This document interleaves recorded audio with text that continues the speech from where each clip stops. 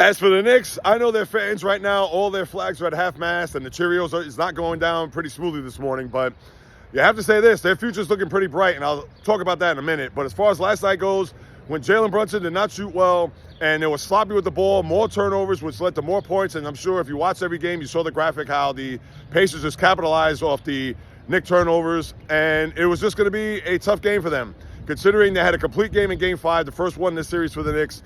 And for Indiana, who certainly underwhelmed offensively at Madison Square Garden, you knew that they were going to bounce back, they were going to rebound, and despite the 4-point difference at the half where the Pacers had a lead, you knew that the second half they were going to try to run them out of the building, and that's pretty much what they did, especially at the start of the third quarter.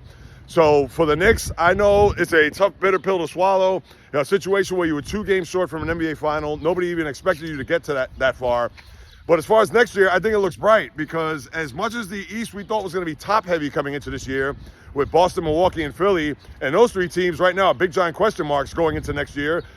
No Jason Tatum for the Celtics. Giannis may get traded from Milwaukee. Philly, do you trust Embiid even though they had the 3rd pick overall in this draft? But between that and then you would think it's going to be New York, Indiana going into next year, and maybe the Cavaliers, are they going to win 64 games the way they did this year? I don't think so.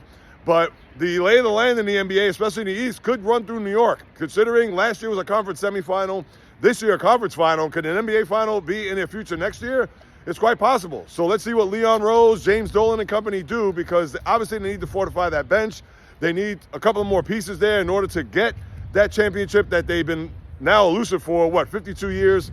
But you got to keep your head up high, I'm sure, Knicks fans. And that's tough for me to say as a Celtic fan, to know that at least for next year, it looks bright. So let's see what their offseason is going to look like. Obviously, there's plenty of time to talk about that. And up next, the disaster in LA for the Yankees.